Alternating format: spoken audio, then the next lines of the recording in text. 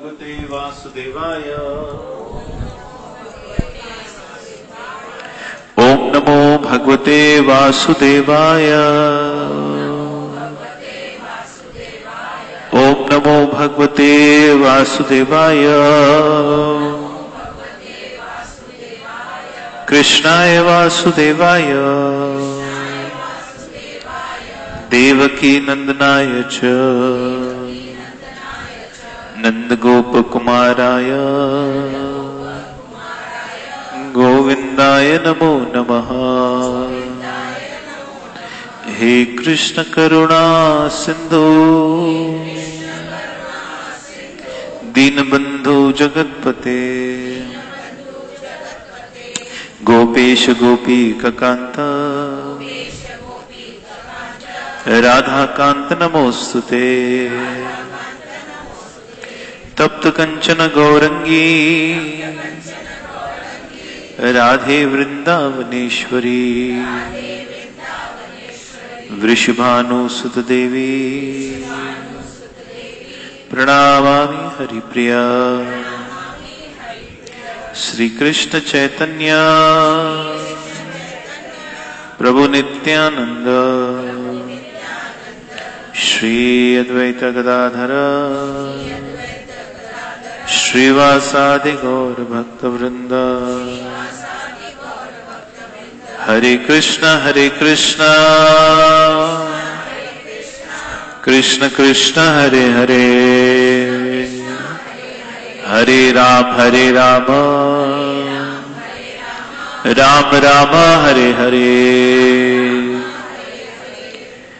नमो विष्णुपदाय कृष्ण पृष्ठाय भूतले श्रीमते मधुसूदनाय बापूजी इति नामिने। नमस्ते मधुसूदनाय भक्तिपाद प्रियायते दुर्लभ कृष्ण भक्ति मति सरल कारिणे। श्री राधे। भगवद गीता चैप्टर नंबर 7 श्लोक नंबर 16-17। चतुर्विधा भजन्ते माम जनः सुकृत्न अर्जुन आर्थ जिज्ञासुः अर्थार्थी ज्ञानी च भरत ऋषभ तेषां ज्ञानी नित्ययुक्तः एक भक्ति विशिष्यते प्रिय हि ज्ञानी अत्यर्थमा अहम सह च मम प्रियः। हे भरत श्रेष्ठ, 4 प्रकार के पुण्य आत्मा मेरी सेवा करते हैं। आर्थ जिज्ञासु अर्थार्थी तथा ज्ञानी। इनमें से जो परम ज्ञानी है और शुद्ध भक्ति में लगा रहता है वह सर्वश्रेष्ठ है, क्योंकि उसे मैं अत्यंत प्रिय हूं और वह मुझे प्रिय है। श्री राधे।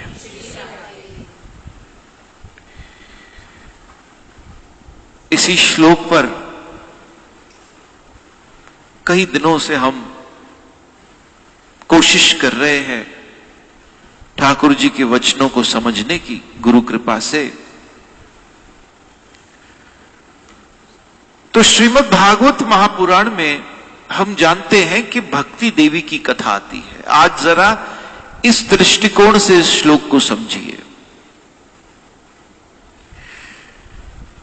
क्योंकि यहां इस श्लोक में कृष्ण कह रहे हैं कि जो ज्ञानी तथा प्रेमा भक्ति, मतलब ज्ञानी भक्त को ज्ञानी होना जरूरी है, या यूं कहिए कि भक्त पहले से ही ज्ञानी है।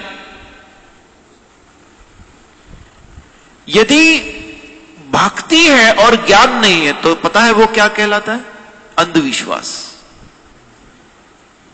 भक्ति है, लोग कहते हैं हम इसे मानते हैं, हम इसे मानते हैं, हमारे लिए यही भगवान है, यही बाबा जी हैं जो हमारे लिए भगवान है।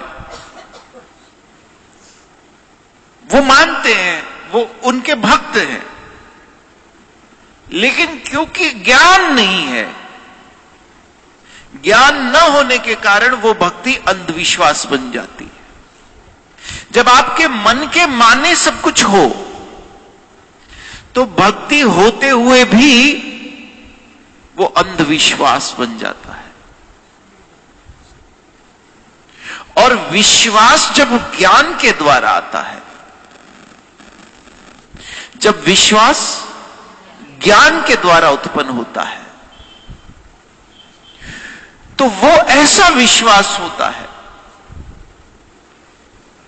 जिसे कोई हिला नहीं सकता, क्योंकि वो ज्ञान के द्वारा आया है। और वो विश्वास क्यों नहीं हिल सकता? क्योंकि ज्ञान बदल नहीं सकता, ज्ञान बदल नहीं सकता। जो ज्ञान था वही है और वही रहेगा। क्या सूर्य कभी बदला है? बोलिए। वो था, है और रहेगा। वायु, ऑक्सीजन, ये कभी बदली है? पानी का फॉर्मूला बदला है, H2O, 2 मॉलिक्यूल्स हाइड्रोजन के और 1 मॉलिक्यूल ऑक्सीजन का। ये 1 अरब साल पहले भी पानी का फॉर्मूला यही था, आज भी यही है। क्योंकि ज्ञान तत्व रूप से कभी नहीं बदलता, वो परिवर्तन न हो। इसलिए जब कोई नया व्यक्ति आता है और नई बातें सुनाता है तो वो बहुत खतरनाक होता है, क्योंकि वो कुछ नया बताने लगा है, पीछे छोड़ दिया जो वास्तव में ज्ञान की उत्पत्ति हो ही नहीं सकती, क्योंकि ज्ञान तो पहले से ही है, था, है और रहेगा। इसे कोई मैन्युफैक्चर नहीं कर सकता। और ज्ञान लिया भी परम स्रोत से जाता है। जैसे इस भगवत गीता को कहने वाला कौन है? कृष्ण। कृष्ण अर्थात भगवान, और भगवान मतलब कृष्ण। इसीलिए श्रीमद् भागवत महापुराण में, वैसे भागवत के महात्म्य में यह कथा आती है कि भक्ति देवी के 2 बेटे हैं, ज्ञान और वैराग्य। दोनों वृद्ध हो चुके हैं और भक्ति देवी अत्यंत दुखी और व्याकुल है। तब उन्हें देवऋषि नारद मिलते हैं। देवऋषि नारद भक्ति देवी को कृष्ण कथा सुनाते हैं, और जब भक्ति देवी कृष्ण कथा सुनती है तो उनके सारे दुख याद रखिएगा, याद रखिएगा, याद रखिएगा। मैं जानता हूं यहां बैठे व्यक्ति के जीवन में कोई ना कोई दुख इस समय उसे सता रहा है। कोई ना कोई दुख है जो हमें इतना विचारों में, ख्यालों में, चिंताओं में ले जा रहा है कि ऐसा लगता है कि इस परिस्थिति से क्या हम कभी बाहर भी आ पाएंगे? क्या ये कभी खत्म भी होगा? क्या इसका कहीं अंत है? इसका अंत वही है। भक्ति देवी भी उस समय दुखी थी, वो भी व्याकुल थी, लेकिन इसका अंत कब हुआ?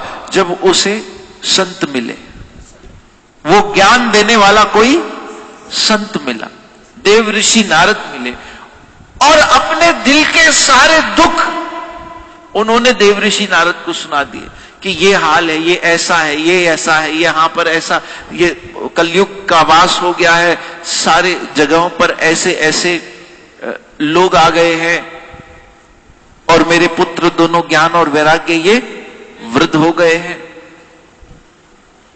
तब देवऋषि नारद ने भक्ति देवी को एक ही चीज श्रवण करवाई, और वो थी कृष्ण की कथा। बस कृष्ण कथा, एक कृष्ण कथा। तव कथा अमृतम तप्त जीवनम। गोपी गीत में गोपंगनाएं कहती हैं कि आपकी जो कथा है वो हमारे लिए जीवन है, हमारे लिए प्राण है, हमारे तपते हुए जीवन को शांति प्रदान करने वाली है। ये कृष्ण कथा, ये कृष्ण नाम, हरे कृष्ण कृष्ण कृष्ण हरे हरे, हरे राम राम राम हरे हरे। इसलिए जब कृष्ण कथा सुनाई गई, अर्थात भक्ति देवी को भी कृष्ण कथा की आवश्यकता हुई, जब वृद्ध ज्ञान और वैराग्य अपने दो बेटों को पुनः जवान करना था, पुनः तरुण करना था। तो जब ये कृष्ण कथा भक्ति देवी ने सुनी, तो वो सोए हुए बूढ़े ज्ञान वैराग्य दोनों जाग गए। और वो ज्ञान और वैराग्य अर्थात वो कौन सा ज्ञान है? वो कौन सा ज्ञान है? वो क्या है जो जानने से हम सब निर्भय हो जाएंगे? वो क्या है जो जानने से हमारे जीवन में जो दुख है उसका एहसास धीरे धीरे धीरे करके घटता चला जाएगा? वो क्या ज्ञान है आखिर जिसे सुनने के बाद इस मृतलोक में, जहां जन्म और मृत्यु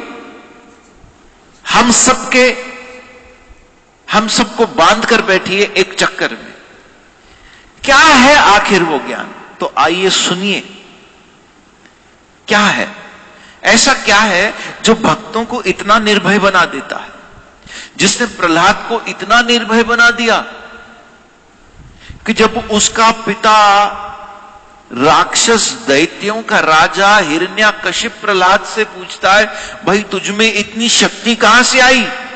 तो उस दैत्य हिरण्याकशिप को प्रहलाद जवाब में कह देता है, जहां से तुम्हारे पास शक्ति आई वहीं से मेरे पास आई। ये प्रहलाद के पास कहां से इतनी निर्भयता आई कि जब उसका पिता उसे हाथियों के पैरों के नीचे फेंक देता है, तब भी वो प्रहलाद भगवत नाम लेना नहीं छोड़ता। कल हम मनाएंगे नरसिंह जयंती, कल परसों मनाएंगे नरसिंह जयंती, नरसिंह चतुर्दशी, जब भगवान नरसिंह देव स्तंभ फाड़ कर प्रकट हुए थे। तो ये प्रहलाद के अंदर जो निर्भयता आई, ये कैसी, और ये क्या हमारे अंदर आ सकती है? भाई ये कैसे हुआ मीरा के साथ कि मीरा ने कहा भवसागर सब सूख गयो,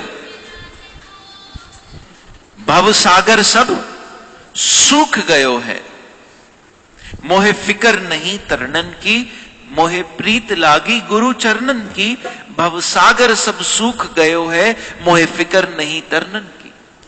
मीरा तो यहां तक कह रही है कि उसके लिए ये अब जो संसार है, जो जन्म मृत्यु का सागर है, वो मीरा के लिए सूख गया है। उसके लिए कोई जन्म नहीं है, कोई मृत्यु नहीं है।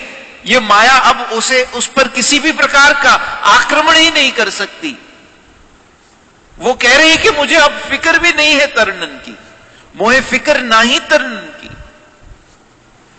ऐसी निर्भयता जो ऐसे महान संतों में आई, वो हम में क्यों नहीं आती?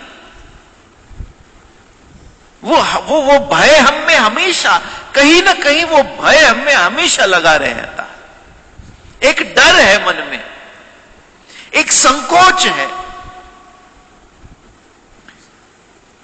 तो ये भय कब समाप्त होता है?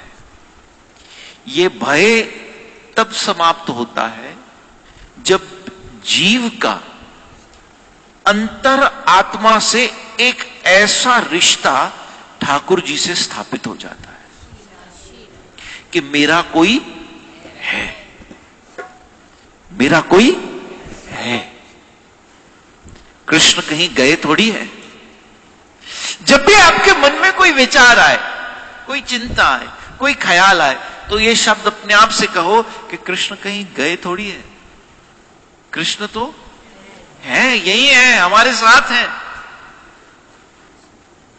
इस भय का एकमात्र कारण यह है कि वो रिश्ता, वो जो बॉन्ड है, जिसे कहते हैं कि एकदम जुड़ा रहना उससे, बंदगी, जिसे कहते हैं खुमारी, नाम खुमारी नानका चढ़ी रहे दिन रात, जिसे कहते हैं विश्वास। विश्वास शब्द का मतलब आपको पता है? मतलब सारे विश्व में जब आप उसका वास देखने लगो, तब आपको हुआ है क्या? विश्वास, कि हर विश्व के कण में अब आप उसका वास देखने लगो। और ये सिर्फ बोलने की बात नहीं है, ये एहसास करने की बात है, ये जीने की बात है। जैसे संत नामदेव चपाती बना रहे थे, चपाती बनाते बनाते बनाते पांडुरंगा विठ्ठला जय हरि विठ्ठला, बोलिए ना, जय हरि विठ्ठला पांडुरंगा विठ्ठला, हरि विठ्ठला पांडुरंगा विठ्ठला जय। चपाती बनाते बनाते एक कुत्ता आ गया और चपाती बनाकर यहां गरम गरम चपाती रखी, तो कुत्ते ने अपने मुंह में दबा ली और दौड़कर बाहर जाने लगा। तो नामदेव जी ने देखा, अब आया कौन था? कुत्ता था, लेकिन नामदेव जी को कौन नजर आया? कृष्णा। उन्होंने घी का एक चमचा उठाया और उस कुत्ते के पीछे भागे, अरे मेरे विठ्ठला, जरा चपाती खाने से पहले घी तो लगा लेने दे। क्योंकि अब हर जगह उसी के दर्शन हो रहे हैं, तो क्या करोगे? तो क्या करोगे? अब वही दिख रहा है सब जगह। इसे कहते हैं विश्वास, कि सारे विश्व के कण में अब उसका वास नजर आने लगा। अब कुछ अच्छा या बुरा नहीं रहा। जब हम अच्छे और बुरे से ऊपर उठते हैं, तब सब कृष्ण हो जाता है। अच्छे और बुरे से ऊपर क्या है? सब कृष्ण है। जब तक कुछ अच्छा है तो अच्छा है, और कुछ बुरा है तो बुरा है।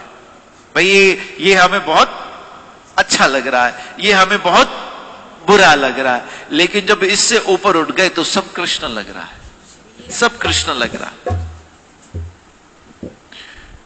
और ये एक अलग स्थिति है, एक अलग भाव है। और वो तब होता है जब जीव का एक ऐसा सुदृढ़ रिश्ता कृष्ण से स्थापित हो जाए। फिर निर्भयता आती है मन में, फिर डर निकल जाता है, फिर कोई दुनिया की परिस्थिति हमें भयभीत नहीं कर सकती। फिर जेब में 10 रुपए हो या 10,000 रुपए हो, डर नहीं होगा। फिर रात को सोने के लिए छत हो या न हो। आप देखिए कैसे साधुओं का जीवन होता है। हमारे परम गुरुदेव एसी भक्तिवेदांत स्वामी प्रभुपाद वृंदावन से गए कहां? न्यूयॉर्क के पोर्ट पर, जहां उन्हें कोई नहीं जानता था, कोई रहने की जगह नहीं थी, और समय भी कौन सा था? ठंड का, फॉल का समय था, जो नवंबर में बिल्कुल कड़कड़ाती हुई ठंड थी।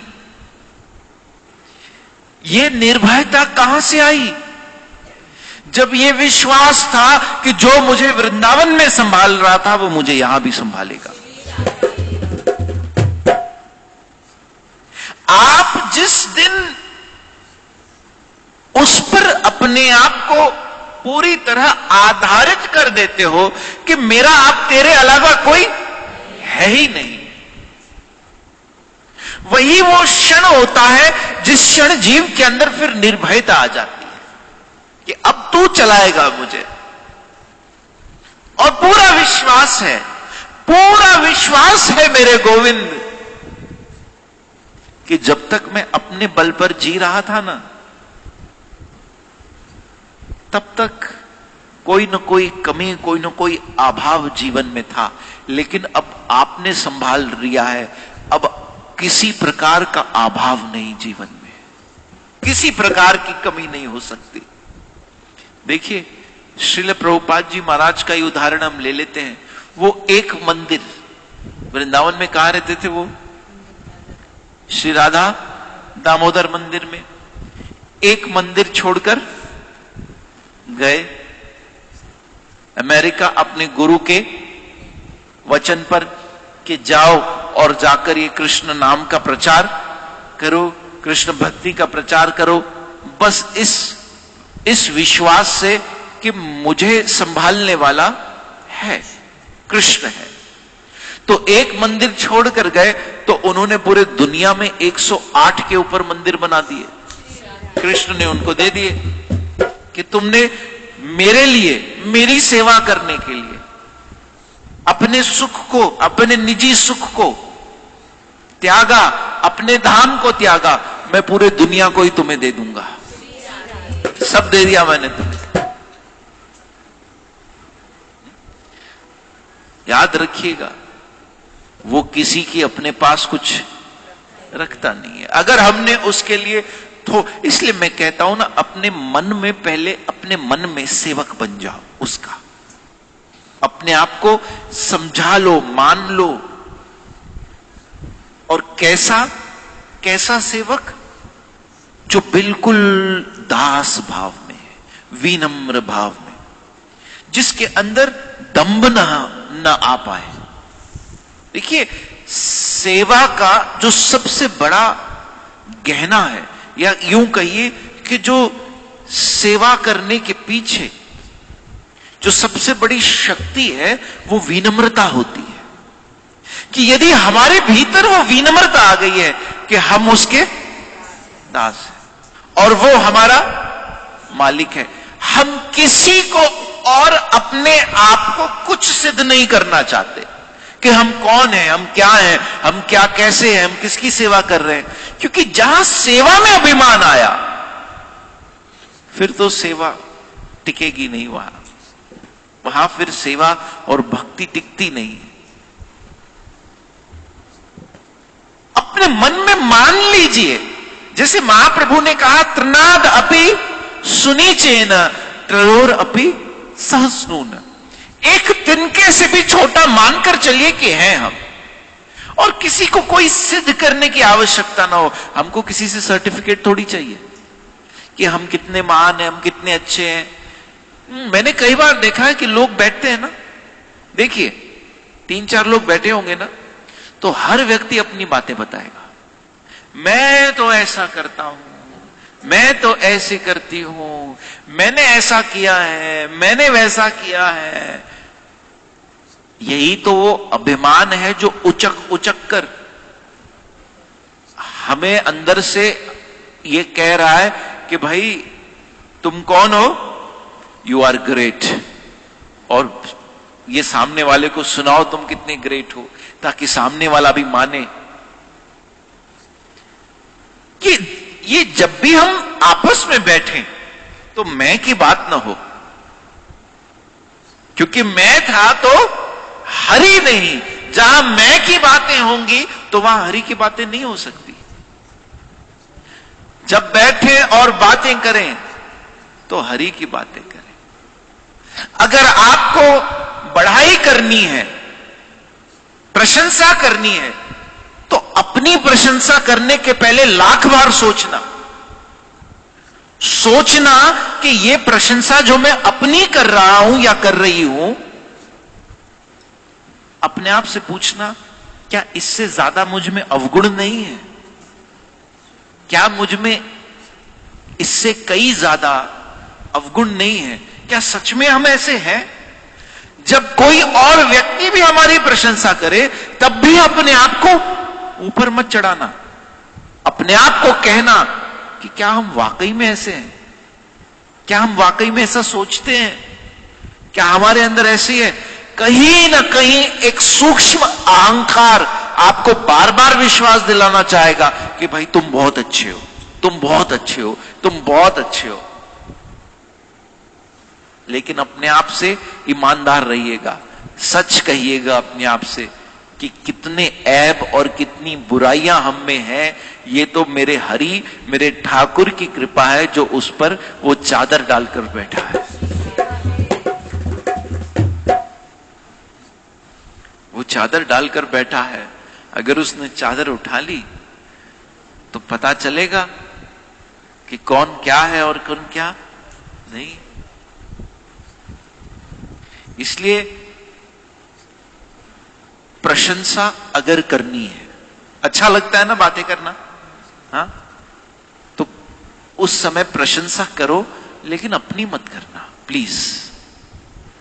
बड़ा बड़ाई ना करे, बड़ा ना बोले बोल। जो बादल बरसते हैं वो कभी गरजते नहीं। अगर वाकई में हम में कोई ऐसी बात होगी ना, तो आप कुछ मत कहिएगा, दुनिया खुद कहने लगेगी। श्री राधे कहिए, खुद दुनिया कहेगी। We should set an example. और ये विनम्रता तब आएगी, तब आएगी, तब आएगी, मैं फिर कहता हूं, जब हम मन से अपने आप को नौकर मानेंगे। मानेंगे कि हम नौकर हैं, नौकरी कर रहे हैं। ये जो भजन माला है, हरे कृष्ण कृष्ण कृष्ण हरे हरे, हरे राम राम राम, ये जब हाथ में उठाएं तब भी ये सोचे कि नौकरी कर रहे हैं आज उसकी। जैसे सुबह को एक व्यक्ति ऑफिस की बैग उठाता है और ऑफिस की बैग लेकर ऑफिस जाता है, ऐसे ही मुझे मेरे गुरुदेव ने कहा था कि जो संत होते हैं, जो महापुरुष होते हैं, वो भी अपने ऑफिस का काम रोज करते हैं। और वो क्या करते हैं? जैसे एक आम आदमी बैग उठाता है, वो माला उठाते हैं। और जब भजन करते हैं, हरे कृष्ण कृष्ण कृष्ण हरे हरे, हरे राम राम राम हरे हरे, हरे कृष्ण कृष्ण कृष्ण हरे हरे, हरे राम राम हरे, तो हम उसके प्रति ईमानदार हो रहे हैं। रोज की अपनी भजन रूपी, जैसे ऑफिस में जाकर हम क्या करते हैं? काम करते हैं, मेहनत करते हैं।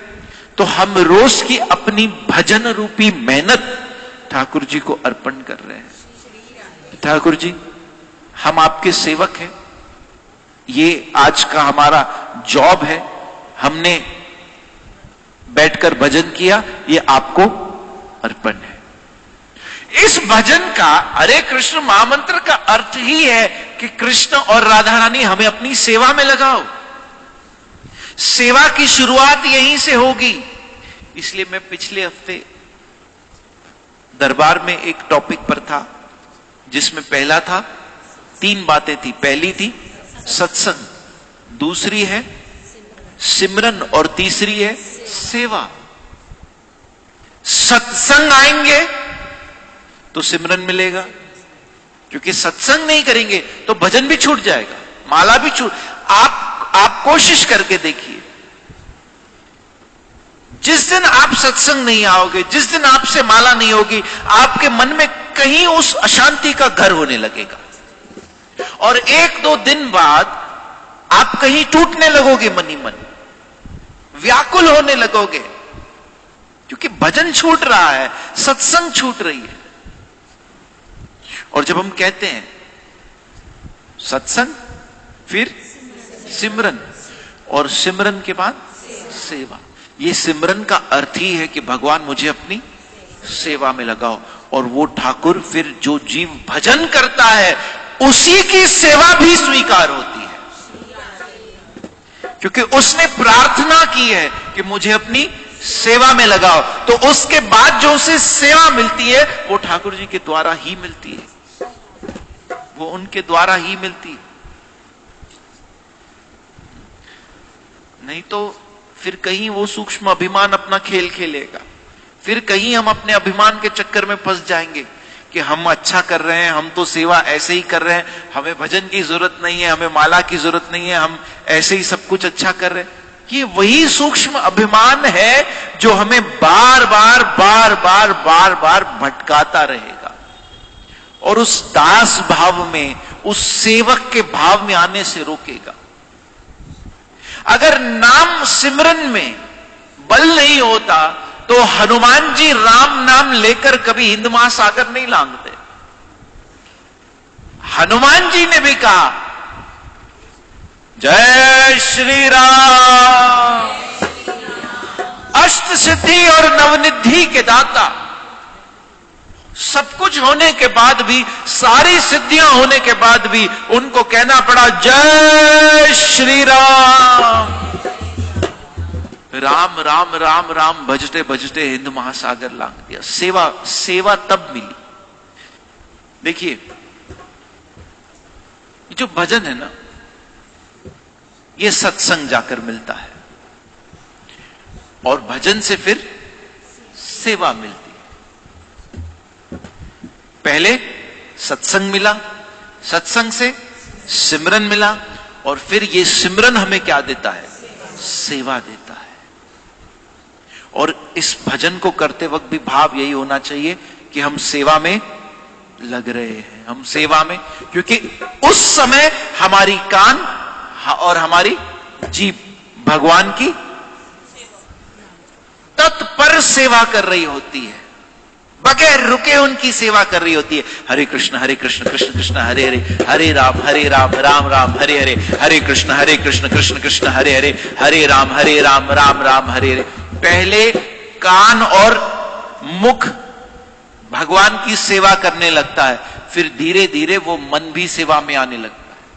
अभी मन भटक रहा है तो कोई बात नहीं, नाम करने बैठे और मन भटक गया, भजन करने बैठे और मन भागने लगा, कोई बात नहीं। लेकिन जब हम भजन कर रहे हैं तो हमारा मुख और हमारा कान, ये इंद्रियां अगर कृष्ण की सेवा में लग रही हैं तो धीरे धीरे मन भी खुद ब खुद ठाकुर जी की सेवा में आने लगेगा और लगने लगेगा। इसलिए रोज उठिए नींद से तो सोचिए आज हमें ड्यूटी पर जाना है, ड्यूटी करनी है हमें ठाकुर जी की, तो उठाइए ये माला, ये भी आपकी ऑफिस की बैग है, इस माला को उठाइए और बैठकर कुछ देर माला कीजिए। हरे कृष्ण कृष्ण कृष्ण हरे हरे, हरे राम राम राम हरे हरे, हरे कृष्ण कृष्ण कृष्ण हरे हरे, हरे राम राम राम। जब पहला कार्य आप दिन का ये करते हो तो कृष्ण भी सोचते हैं इसके लिए सबसे इंपॉर्टेंट मैं हूं, समझ जाते हैं इसके लिए सबसे इंपॉर्टेंट मैं। और जब हमारे लिए सबसे इंपॉर्टेंट कृष्ण बन जाते हैं तो हम भी कृष्ण के लिए इंपॉर्टेंट बन जाते हैं। समझिए इस बात को, फिर हम भी कृष्ण के लिए इंपॉर्टेंट बन जाते हैं। इसीलिए इस श्लोक में कहा, वो भक्त मुझे प्रिय है क्योंकि मैं भी उसे प्रिय हूं। वही तो बात कही ना, मैं उसे प्रिय हूं, मैं उसे, इसीलिए वो भी मुझे प्रिय है। हमारे लिए अगर वो इंपॉर्टेंट है तो हम भी उसके लिए इंपॉर्टेंट। आइए यहीं पर आज के सत्संग को विराम देते हैं। 2 मिनट कीर्तन, सैटरडे को नरसिंह चतुर्दशी का दिन, और उसके बाद 2 हफ्ते तक आप सबों को, अब 2 हफ्ते अगर सत्संग नहीं होगी तो आप क्या करेंगे? देखिए, सबसे पहले अभी एक नया चलन हम अपने सत्संग में गुरु कृपा से आरंभ करेंगे कि हर सत्संग में पूछा जाएगा कि आपकी माला कहां है। तो आपको हाथ ऊपर करके, ताली नहीं बजानी है, माला दिखानी है। हाँ, उठाइए माला, उठाइए सब अपनी माला। हाँ, कितने, कहां है आपकी माला? हाँ, तो हर सत्संग के अंत में हम पूछेंगे माला कहां है, तो आप सबको हाथ उठाकर दिखाना है। फिर एक छोटी सी बुक आपको दी जाएगी, जिस बुक का नाम है नाम की महिमा। भगवत नाम की क्या महिमा है, सारे शास्त्रों के श्लोक एक बुक में डाल दिए गए। छोटी सी बुक है, इतनी सी। आपको वो बुक रोज पढ़नी है ताकि समझ में आए कि समस्त शास्त्र किस तरह भगवत नाम की महिमा करते हैं। और वो बुक कुछ 10-15 पेज की ही है, बहुत बड़ी नहीं है, इतनी छोटी सी है। तो आपको वो बुक दी जाएगी नरसिंह चतुर्दशी के दिन। आपको वो बुक रोज पढ़नी है और रोज माला करनी है। और हर सत्संग में पूछा जाएगा माला कहां है, आज की आपकी माला हुई है, तो आपको हाथ उठाकर दिखाना। नाम की महिमा आपने पढ़ा है तो आपको हाथ उठाकर बताना है। और ये इसमें एक जिप होती है ना माला में, इसमें वो बुक रख दीजिए नाम की महिमा, इसी के अंदर रख दीजिए। वो छोटी सी है, आ जानी चाहिए मेरे ख्याल से, इसी के अंदर आ जाएगी तो आप निकाल कर पढ़ सकते हैं, फिर इसी में रख सकते हैं, फिर माला कर सकते हैं। तो ऐसे आप रोज अपना होमवर्क कर सकते हैं। बाकी मैं आपको सैटरडे को फिर पूछूंगा और वहां पर जो और लोग होंगे उनको भी बताएंगे। आइए 2 मिनट कीर्तन करके आज के सत्संग को यहीं विराम। जय जय श्री राधे।